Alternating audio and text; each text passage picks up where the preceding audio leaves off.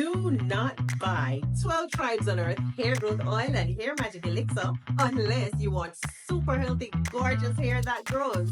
They have a whole line of amazing hair growth products, including hair growth leave-in conditioner spray, hair growth shampoo, hair growth spray, and hair growth butter. I'm starting to sense a theme here. They include quality natural ingredients. They smell amazing, and you can see the results for yourself. So if you're looking for healthy hair growth for your natural or relaxed hair, try 12 Tribes on Earth today.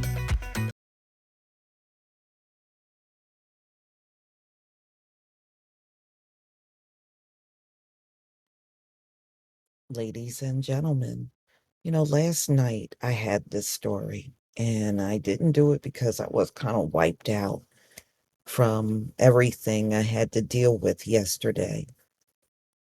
So, Amber Guyger, as far as I'm concerned, is the face of privilege.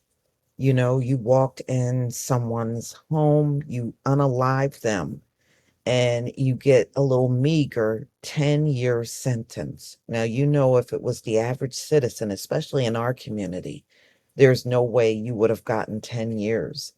And this happened when 2018, and this is 2024. 6 years for what she did, and I know back then we were all complaining about the kind of sentence that she received, and rightfully so, because you know, it seems like when it comes down to policing, and if they have to do time, it's always at a whole different level and whole different standard from the average citizen. And as long as we have the same people in place running things, we already know they have a serious inability to do the right thing. In their minds, what Amber Guyger went through, that's the right thing, and it's absolutely not. If it's not equivalent to what anybody else would have gotten for doing the same exact crime, then no, it's not equivalent. This is very much privilege, for real. So let's get into the story. Ex-Dallas cop Amber Guyger, who unalived Botham John in his own home, she's now eligible for parole and shouldn't be. She shouldn't be, but she is. So she has now officially done 6 years, and she is eligible for parole. And if you remember, she did a whole string of appeals trying to get out because she really didn't believe she should be punished for what she did.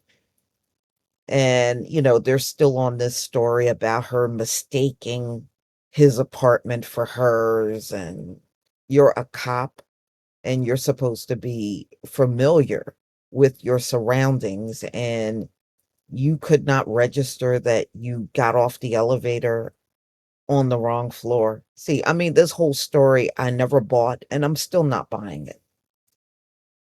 So anyway, so she got off on the fourth floor instead of where she lived on the third floor, and the door was unlocked. I mean, if you normally don't keep your door unlocked, that should have been another indicator that you might not be in the right place. So we know Botham John was a citizen of St. Lucia, but was living in the US, and he was attending college at the time when he was fatally unalived in his own apartment. He was unarmed. He was sitting on the couch watching sports and eating a bowl of vanilla ice cream when she came in and just shot this man in his own apartment. So on Sunday, they are saying Botham at the time, you know, um, I believe he was 27, and they said he would have been 33 years old had he lived. So Geiger qualified for parole after having served 5 years of her sentence, according to the Texas Department of Criminal Justice. I don't know how you call that justice because it's not. And yes, I remember the infamous hug in the courtroom that a lot of us were upset about. Mm-mm. So his mother, Allison John, believes Geiger should have served her entire sentence, and I agree with that. And it should have been more than a 10-year term. She caused my family tremendous, tremendous hurt, tremendous pain. She ought to remain where she is. This is according to Botham John's mother, Allison. She needs to serve her entire 10-year term, which is well below the sentence one receives. Yeah, and that's my whole point in the beginning.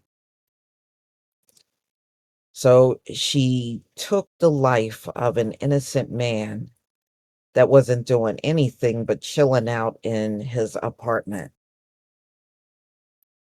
So the shooting, if y'all remember, and I think we all remember this, was September in 2018, and it sparked outrage all over the country. And like myself, the vast majority of people were not buying her story that she did not know what her apartment looked like. And there were all kinds of indicators. And I remember Botham also had a red rug outside of his door, and they said she didn't even have that.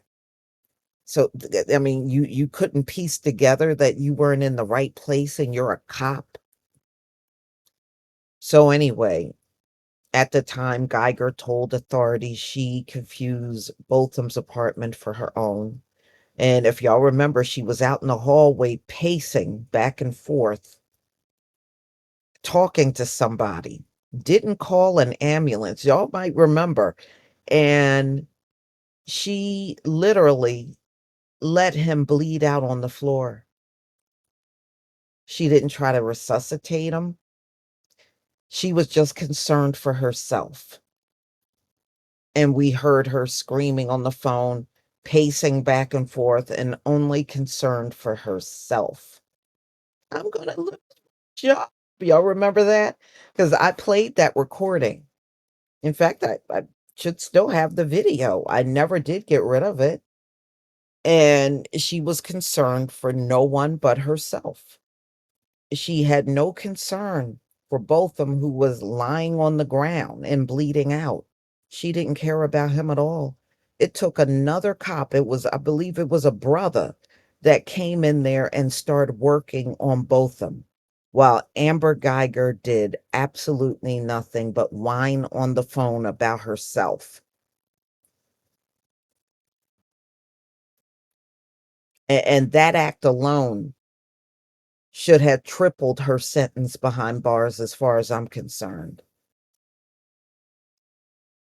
In 2019, Geiger was convicted of unaliving Botham and sentenced to 10 years behind bars. She appealed her conviction. I remember it went all the way to the Supreme Court, and the Supreme Court wouldn't even listen to her appeal. They threw it out immediately.